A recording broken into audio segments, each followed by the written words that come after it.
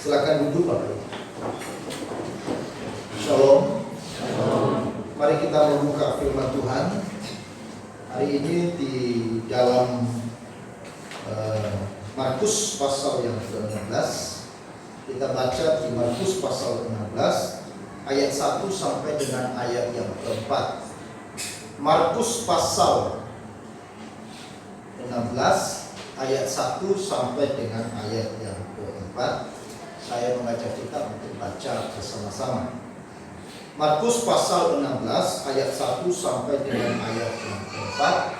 Mari kita baca bersama-sama. Demikian firman Tuhan. Setelah lewat hari Sabat, Maria Magdalena dan Maria ibu Yakobus serta Salome membeli rempah-rempah untuk pergi ke kubur dan meminyaki Yesus. Dan pagi-pagi benar pada hari pertama minggu itu, setelah matahari terbit, pergilah mereka ke kubur. Mereka berkata seorang kepada yang lain, siapa yang akan menggulingkan batu itu bagi kita dari pintu kubur? Tetapi ketika mereka melihat dari dekat, tampaklah batu yang memang sangat besar itu sudah terguling. Saya baca ayat yang keempat. Tetapi ketika mereka melihat dari dekat, tampaklah batu yang memang sangat besar itu sudah terguling. Batu telah terguling. Nah, saudara-saudara yang dikasihi oleh Tuhan, dalam bacaan hari ini menjelaskan kepada kita bahwa setelah hari Sabat lewat, Maria Magdalena, Maria ibu Yakobus serta Salome membeli rempah-rempah dan mereka hendak mau pergi ke kubur Yesus. Apa yang menjadi tujuan mereka pergi ke kubur Yesus? Yaitu mereka ingin merempah-rempahi jenazah Yesus. Niat hati yang tulus menggerakkan mereka untuk pergi, sebagaimana lazimnya atau tradisi kebiasaan yang dilakukan orang-orang Yahudi pada saat itu, bahwa ketika ada orang yang sangat mereka kasihi, anggota keluarga mereka, orang-orang yang mereka sayangi, maka setelah 3 hari maka mereka harus datang ke kubur untuk merempah-rempahi. Ini artinya bahwa wanita-wanita ini mereka hendak memberikan satu penghargaan kepada Yesus yang telah mereka kenal, yang selama ini telah bersama-sama dengan mereka, yang memiliki hubungan personal, hubungan emosional, ataupun hubungan spiritual. Nah, saudara-saudara yang dikasihi oleh Tuhan, lalu kemudian yang menjadi catatan adalah bahwa waktu mereka pergi ke kubur bukan karena mereka percaya akan kebangkitan Yesus saat itu, melainkan sekedar sebuah tradisi atau sebuah rasa kemanusiaan belaka. Mereka tidak datang ke kubur untuk menyambut dan menyongsong akan kebangkitan Kristus dari antara orang mati. Mereka justru pergi ke kubur dalam suasana yang penuh dengan kesedihan, dalam suasana yang penuh dengan kedukaan, dalam suasana yang penuh dengan kekecewaan, dan duka cita yang amat dalam, terutama bagi perempuan-perempuan Yerusalem. Mereka sangat kehilangan sosok Yesus yang selama ini begitu dekat dengan mereka. Nah, saudara-saudara yang dikasihi oleh Tuhan, itulah sebabnya di dalam perjalanan mereka menuju ke kubur, inti pembicaraan mereka adalah siapakah yang akan menggulingkan batu besar itu baginya. Jadi perjalanan mereka dari tempat mereka, dari rumah mereka menuju ke kubur Yesus, yang mereka bicarakan adalah bagaimana kita bisa menggulingkan batu yang besar itu. Siapa yang akan bisa menggulingkan batu yang besar itu? Ini menjadi sebuah pergumulan mereka di dalam perjalanan. Mereka ingin merempah-rempahi tubuh Yesus, tetapi ada problem, ada masalah yang ada di depan mata mereka, yaitu ada batu yang besar. Dan batu yang besar ini tentunya bagi wanita-wanita ini mereka tidak punya kekuatan, kemampuan untuk menggulingkan. Karena itu batu yang sangat besar. Nah, saudara-saudara, menunjukkan bahwa perempuan-perempuan ini, meskipun selama ini mereka memiliki ikatan personal, ikatan pribadi yang dekat, ya, mereka memiliki ikatan emosional, ya, tapi saudara-saudara, mereka tidak mengerti bahwa Yesus harus bangkit dari antara orang mati. Walaupun selama ini mereka selalu bersama-sama dengan Yesus. Perempuan-perempuan yang datang menengok kubur Yesus itu adalah perempuan-perempuan yang memiliki kedekatan yang luar biasa. Bahkan wanita-wanita ini, saudara, adalah tim yang bersama-sama di dalam pelayanan Yesus selama dia di dunia. Kita tahu bahwa bagaimana Maria Magdalena dan yang lain, ya, ketika Yesus ada di kota atau di desa atau di tempat yang mana Yesus ada, lalu mereka selalu menjadi seksi sibuk, ya, mereka menjadi tim konsumsi, mereka menjadi tim yang mempersiapkan segala apa yang dibutuhkan oleh Yesus maupun para murid di dalam pelayanan. Ini artinya bahwa wanita-wanita ini adalah orang-orang yang paling dekat dengan Yesus. Dan bukan hanya mereka yang bersama-sama dengan Yesus, tetapi di dalam kebersamaan mereka dengan Yesus, artinya bahwa perempuan-perempuan ini pun mereka juga mendengar apa yang diajarkan Yesus kepada mereka. Namun saudara-saudara, mereka sama sekali tidak mengerti firman Tuhan yang disampaikan Yesus selama ini kepada mereka, maupun apa yang sering mereka baca, yang sering mereka dengar dari pembacaan kitab-kitab para nabi, ya, tentang Mesias yang menyatakan bahwa Mesias harus mati, tetapi pada hari yang ketiga dia akan bangkit dari antara orang mati. Nah, saudara yang terkasih di dalam Tuhan, ketika Yesus mati, dia dikuburkan. Dan pada saat itu saudara-saudara, lalu orang mengatur sedemikian rupa supaya kubur itu tetap terjaga. Ya. Maka kubur itu ditutup dengan batu yang sangat besar, supaya tidak mudah digeser, supaya tidak mudah dimasuki oleh orang, supaya tidak ada orang yang iseng, atau mungkin anggapan mereka nanti murid-muridnya datang untuk mencuri akan mayat Yesus. Jangan sampai itu terjadi. Maka itu semuanya pintu kubur Yesus itu ditutup dengan batu besar. Nah, saudara-saudara, kuburan di sana itu tentu berbeda dengan kuburan yang saudara pahami di sini. Ya, kenapa ada pintu kuburan? Kalau kuburan Indonesia kan ditanam di bawah. Tetapi kalau kuburan di sana, karena itu daerah bebatuan, saudara-saudara, maka kuburannya itu, ya, mirip-mirip dengan kuburan yang ada di Subang. Ya, jadi sudah dibuat dulu, ya, sudah dibeton, atau mereka di bawah batu, di gunung batu, ya, lalu kemudian dibuat pintunya, lalu nanti petinya atau jenazahnya dimasukkan ke dalam, lalu setelah itu ditutup. Nah, ditutup dengan batu yang besar.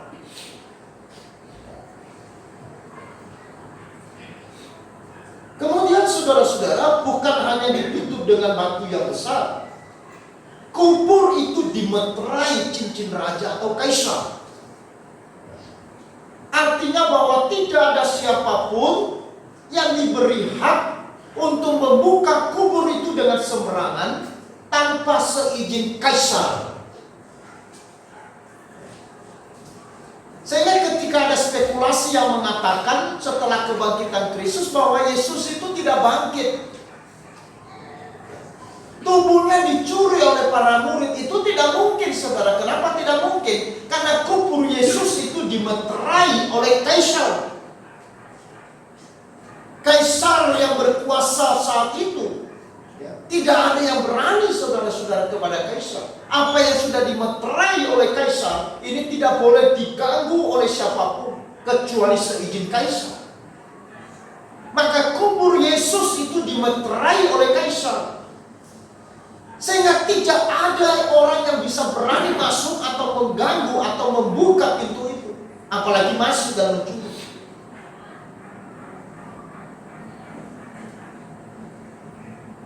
Kemudian yang ketiga, saudara, kubur Yesus itu dijaga oleh tentara-tentara yang terlatih, dijaga oleh pasukan khusus yang kuat-kuat. Ditempatkan di kuburan Yesus, di depan pintu kubur itu ada pasukan Romawi yang kuat-kuat, pasukan yang terlatih, pasukan khusus Romawi yang menjaga kubur itu. Maka di sini Bapak Ibu, kita lihat bahwa seakan-akan kebangkitan Tuhan Yesus itu dihambat oleh tiga hal. Yang pertama, oleh batu yang besar. Yang kedua, adanya meterai dari kaisar. Dan yang ketiga, adanya pasukan khusus, pasukan yang terlatih yang kuat yang menjaga pintu kubur. Tetapi apa yang terjadi? Meskipun ada tiga hal yang bisa menghambat kebangkitan Kristus,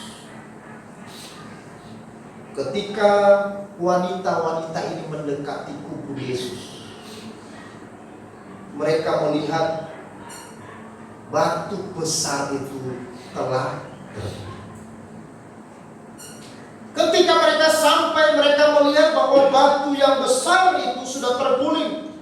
Dan ketika mereka masuk ke dalam kubur, mereka tidak menemukan tubuh Yesus. Lalu malaikat berkata kepada mereka, "Ya tidak ada di sini, ya telah mendahului kamu untuk menjumpai para murid-murid yang lain." Nah, saudara-saudara, kebangkitan Kristus tidak bisa dibendung dengan penghambat-penghambat tadi, baik oleh batu yang besar, baik oleh meterai kaisar, maupun oleh prajurit atau tentara yang menjaga yang kuat ditempatkan di tempat kubur. Dia tetap bangkit sebagaimana rancangannya pada hari yang ketiga anak manusia akan bangkit. Meskipun ada batu yang besar, meskipun dimeterai oleh kaisar, meskipun ada pasukan yang terlatih dan kuat di depan kubur, tetapi kuasa kebangkitan Kristus itu tidak bisa dibendung, tidak bisa dihambat oleh kekuatan apapun. Itulah kebangkitan Yesus yang menunjukkan apa, saudara? Sebuah otoritas ilahi yang luar biasa. Amin. Jadi kebangkitan Kristus yang menggulingkan batu yang besar, yang bisa menerobos meterai dari sang kaisar, dan yang bisa mempermalukan penjaga-penjaga kubur, tentara yang kuat, itu karena ada otoritas Allah di dalam semuanya. Otoritas itu kuasa yang dimiliki oleh Allah. Tentu kuasa itu adalah kuasa yang tertinggi, yang paling absolut dan mutlak, yang tidak bisa dibandingkan dengan kuasa atau kekuatan apapun yang ada di dalam alam semesta ini. Karena dialah penguasa tertinggi atas segala sesuatu. Itulah sebabnya Yesus berkata di dalam Matius pasal 28 ayat yang ke-18, "Kepadaku telah diberikan segala kuasa di surga dan di bumi." Artinya bahwa Kristus memiliki otoritas ilahi. Otoritas ilahi adalah otoritas yang bekerja di dalam kuasa kebangkitannya. Otoritas ilahi yang menggulingkan batu yang besar itu. Batu yang besar itu tidak digulingkan oleh kekuatan manusia, tidak digulingkan oleh tenaga para murid, apalagi para wanita itu. Tetapi batu yang besar yang telah terguling itu terjadi karena otoritas Allah. Nah, saudara-saudaraku yang kekasih, Sebenarnya pola seperti ini telah berlangsung di dalam sejarah yang dicatat di dalam Alkitab. Para hamba-hamba Tuhan, orang-orang pilihan Allah, mengalami pengalaman-pengalaman yang luar biasa, di mana otoritas Tuhan menolong dan menyelamatkan mereka dari situasi-situasi krisis tertentu dalam kehidupan mereka. Misalkan siapa saudara-saudara, yaitu Nuh. Nuh yang hidup di zaman manusia yang penuh dengan kejahatan yang memuncak di hadapan Tuhan, dan kecenderungan hati mereka melakukan kejahatan semata-mata. Maka Tuhan menghancurkan mereka dengan air bah yang besar. Tetapi Nuh dan keluarganya diselamatkan oleh Tuhan. Nuh dan keluarganya diselamatkan oleh otoritas ilahi. Begitu juga dengan Lot yang tinggal di daerah Sodom dan Gomora. Dia tinggal di sebuah kota yang penuh dengan kemesuman Sodom dan Gomora. Kemudian Tuhan menghancurkan Sodom dan Gomora dengan api dan belerang. Lalu kemudian Tuhan menyelamatkan Lot dan anak-anaknya, kecuali istrinya, sehingga mereka selamat. Lot diselamatkan oleh apa? Oleh otoritas ilahi. Kisah lain lagi di dalam perjanjian lama kita melihat Sadrak, Mesak dan Abednego yang dibuang ke dalam perapian api yang menyala-nyala karena mempertahankan imannya, menjaga integritas imannya.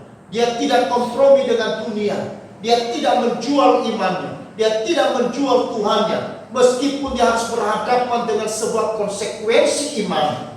Maka saudara-saudara, kemudian Sadrak, Mesak dan Abednego dibuang ke dalam perapian api, dan oleh otoritas ilahi Sadrak, Mesak dan Abednego diselamatkan, dibawa keluar dari perapian. Demikian juga saudara dengan Daniel yang mempertahankan imannya dan yang menyatakan imannya di tengah-tengah bangsa yang tidak mengenal Allah. Ketika mereka tidak mau taat untuk menyembah kepada Baal yang diperintahkan oleh raja pada saat itu, Daniel kemudian mendapatkan konsekuensi iman, konsekuensi dari apa yang dia lakukan untuk mempertahankan imannya dan menjunjung tinggi nama Tuhan dalam hidupnya. Lalu dia harus dibuang kemana? Ke dalam gua singa. Singa yang mengaum-ngaum ditempatkan di dalam gua, dan setelah itu Daniel dilemparkan ke dalam gua singa. Apa yang terjadi? Oleh otoritas ilahi, Daniel tidak digigit, tidak dimakan oleh singa. Bahkan saudara, kita lihat sesuatu fenomena yang tidak pernah terjadi di dalam dunia persingahan. Nggak ada. Manusia bisa menjadi berkawan dengan singa yang lagi lapar dan mengaum-ngaum. Singa yang ganas tidak mengapa-apakan Daniel. Bahkan mungkin mereka tidur bersama.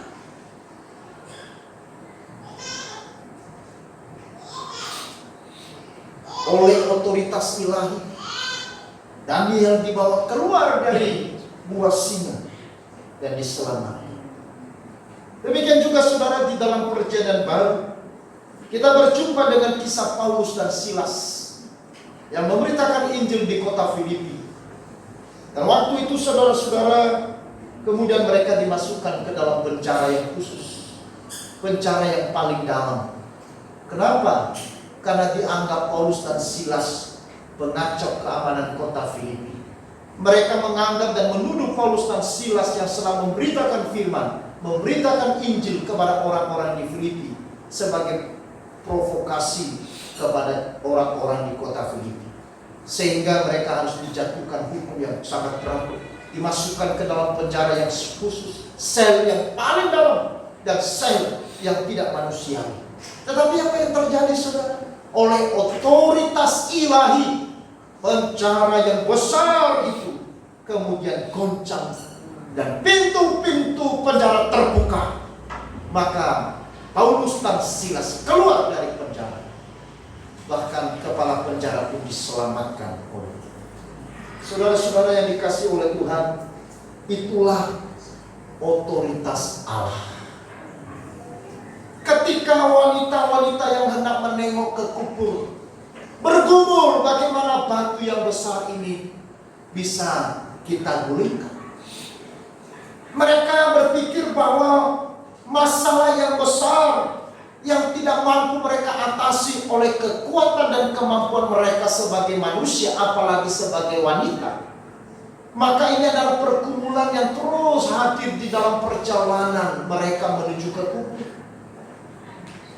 Pergumulan itu menguras energi, tenaga, perasaan, bahkan mungkin menghabiskan jam tidur mereka, sehingga mereka tidak bisa tertidur dengan nyenyak, karena terus mereka berpikir tentang pergumulan yang besar ini. Saudara-saudara, mungkin hari ini kita tidak punya pergumulan seperti para wanita ini. Kita punya pergumulan mungkin bukan pergumulan untuk menggulingkan batu, tetapi acap kali kita punya pergumulan yang mungkin juga seperti batu yang besar. Siapa yang bisa menolong saya? Siapa yang bisa menyelesaikan masalah ini? Bagaimana saya bisa mengatasi pergumulan yang berat ini? Lalu kemudian kita dirundung oleh kesedihan dan putus asa. Bahkan saudara-saudara, tadi malam saya pimpin ibadah pemuda. Itu nasnya di dalam Yohanes pasal 20 ayat 11 sampai 18. Itu berbicara mengenai seorang perempuan namanya Maria Magdalena yang juga menengok ke kubur Yesus. Dan waktu itu dia menangis, hatinya sedih, karena Yesus tidak ada di kubur. Lalu kemudian Yesus menyatakan dirinya kepada dia, dan Yesus menyapa kepada Maria Magdalena, "Ibu, mengapa engkau menangis?" Sapaan Yesus pun tidak membuat Maria Magdalena, seorang yang sudah dekat dengan Yesus, wanita yang selama ini dia punya pengalaman spiritual dengan Yesus. Maria Magdalena adalah seorang wanita yang dipulihkan karena dia telah dirasuk 7 roh jahat dalam dirinya. Dan oleh Yesus kemudian wanita ini dipulihkan, dibebaskan dari roh jahat, sehingga hidupnya diubahkan. Dan dia begitu sukacita terus mengiring dan melayani Yesus, bersama-sama dengan Yesus selama waktu hidup. Tetapi saudara-saudara, waktu Yesus menyapa dia, "Ibu, mengapa engkau menangis?" Dia tidak mengenali siapa Yesus. Bahkan bukan hanya tidak mengenali, saudara-saudara, Maria Magdalena justru dia berpikiran negatif kepada Yesus yang sedang menyapa dia. Dia berpikir bahwa orang yang sedang menyapa dia itu adalah penjaga taman. Sehingga kemudian dia mulai berkata, "Tuhan, kalau engkau memang sudah curi itu jasanya Tuanku. Kalau sudah engkau mengambil, tunjukkan di mana engkau meletakkan dia." Padahal yang omong-omong sama dia itu siapa? Yesus sendiri. Saudara-saudara, kenapa Maria Magdalena berpikiran negatif? Kenapa Maria Magdalena sensi? Itu karena dia tidak mengerti firman Allah. Saudara-saudara, orang yang tidak mengerti benar firman Allah, dia akan menjadi orang Kristen yang sensi. Apa? Sensi. Dikit-dikit sensitif. Kenapa? Karena dia tidak mengerti firman.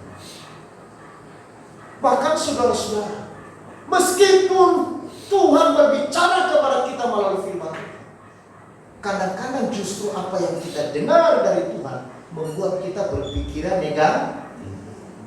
Ada banyak orang di luar sana lagi dengar firman Tuhan, tetapi berpikiran positif negatif sama Tuhan. Sering kita menuding Tuhan.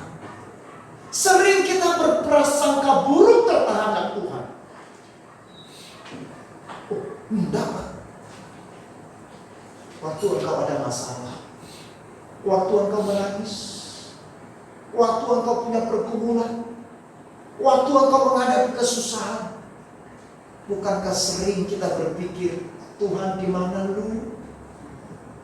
Kenapa Tuhan izinkan?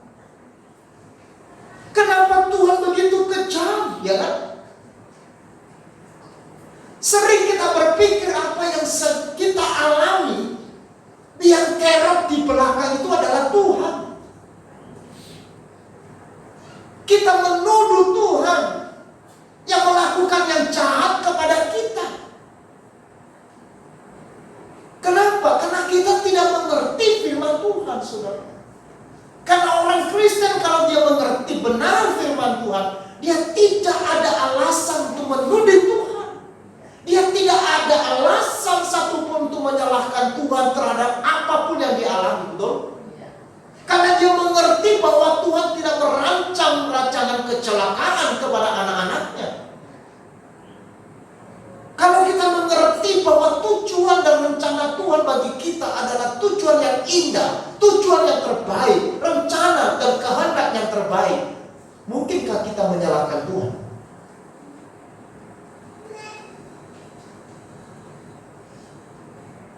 Tapi seberapa banyak orang Kristen di luar sana, ketika mereka diperhadapkan dengan masalah, ketika hati mereka lagi disenggol oleh sensinya, lalu kemudian tinggalkan Tuhan, lalu ngambek, tidak mau melayani.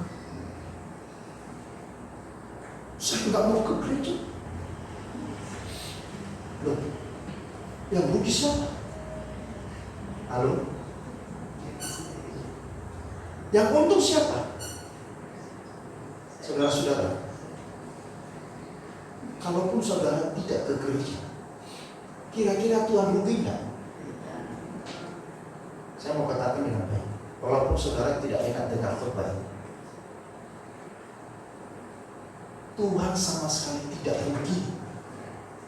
Dan Tuhan juga sama sekali tidak akan bertambah untung.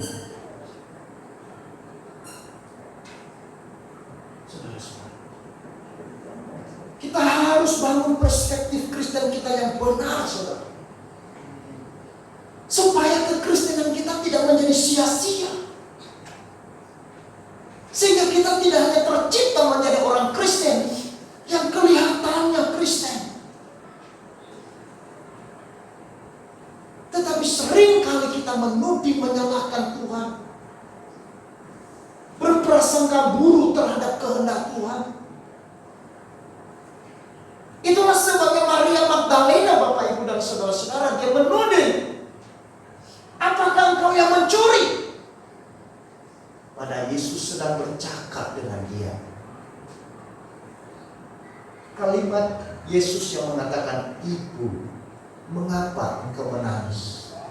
Itu kalimat yang penuh dengan simpati, empati. Kalimat yang memposisikan dirinya pada keadaan yang sedang dialami oleh Maria Magdalena. Maria Magdalena lagi menangis terseduh-seduh, lagi sedih, lagi berduka karena kehilangan orang yang dia kasihi. Yesus mengerti hal itu. Itu sebabnya dia menyapa, "Ibu, mengapa engkau menangis?" Yesus sedang memberikan perhatian yang begitu luar biasa, tapi perhatian dan kasih sayang yang datang dari Tuhan tidak membuat dia mengenali Yesus, tidak menyentuh hatinya yang paling dalam. Lalu kemudian setelah itu Yesus bicara, "Maria," baru dia kaget. Dia sapa dengan bahasa santun, dia sapa dengan kalimat penghargaan dan penghormatan, "Ibu, mengapa engkau menangis?" Dia tidak sadar, baru langsung dia tembak secara pribadi, "Maria." Lalu Maria Magdalena terkejut, "Rabuni, Guru."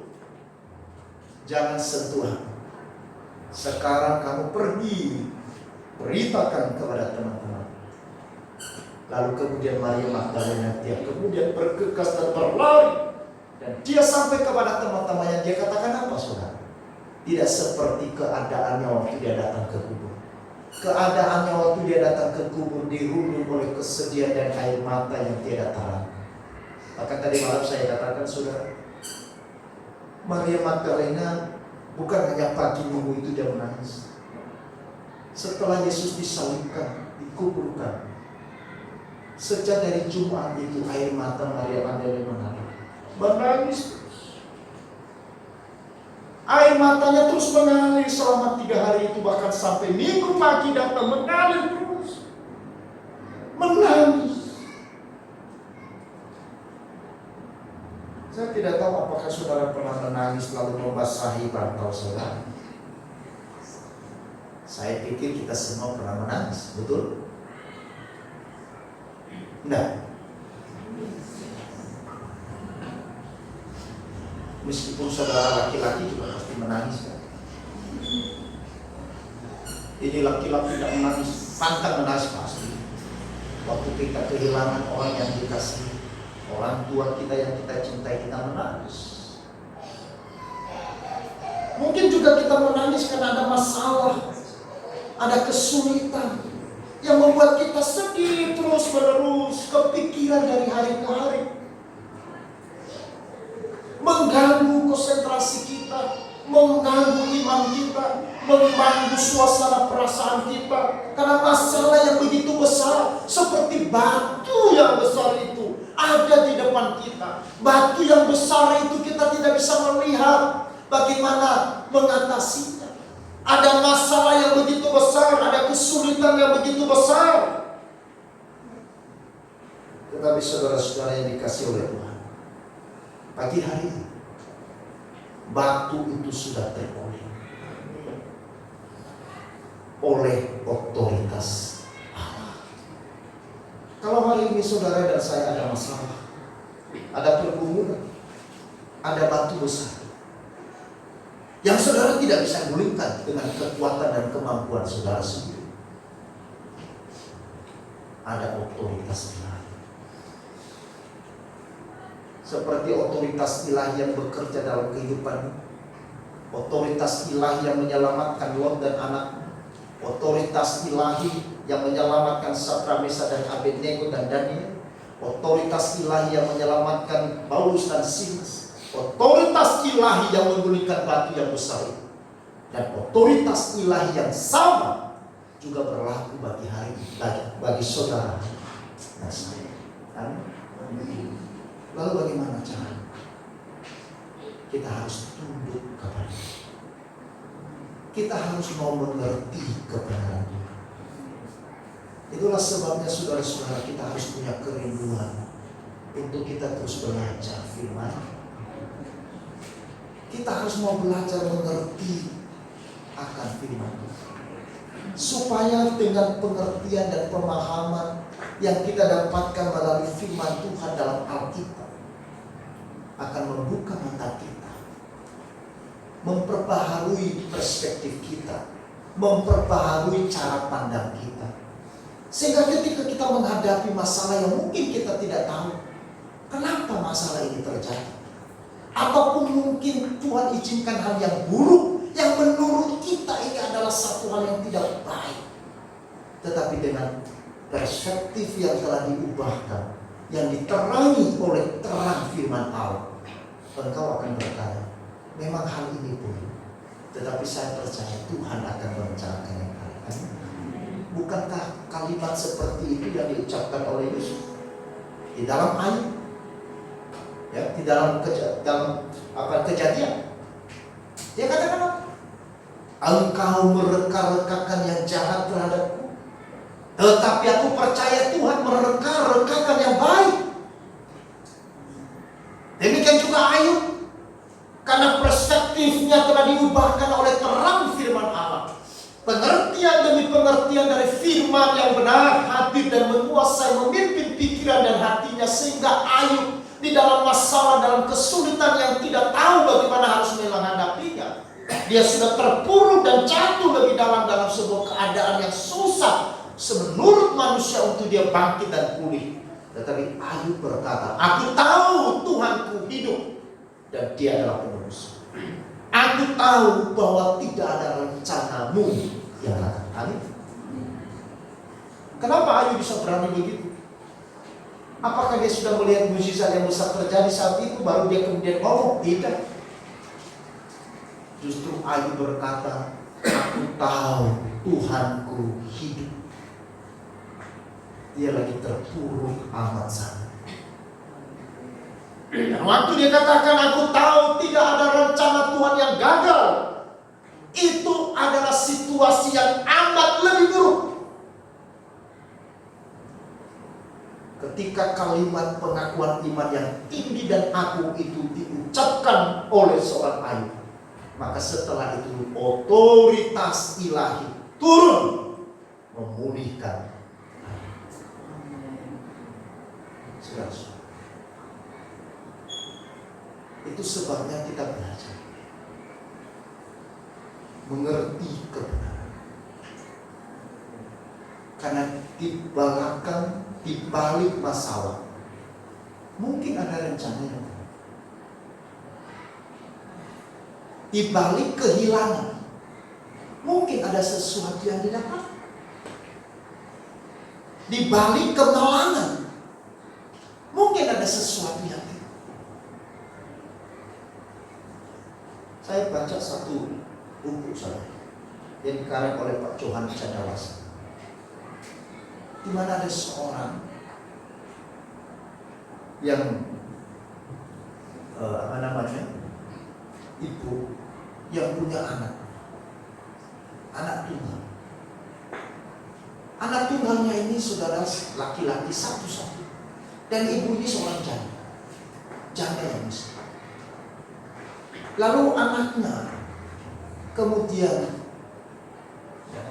dia pergi ke kebun, lalu dia naik kuda, kemudian jatuh, lalu kaki anaknya patah. Ibu ini sangat sedih, dia sangat terpukul, dia kecewa berat. Ini anak satu-satunya bagi saya, sekarang udah capek. Tapi apa yang terjadi? Karena waktu itu Korea dijajah oleh Jepang. Lalu kemudian pemuda-pemuda di desa itu diambil dan diutus untuk pergi berperang melawan Jepang. Semua pemuda di desa itu pergi ke medan perang. Dan 1 bulan kemudian didapat kabar semua pemuda di desa itu telah tewas. Kecuali siapa?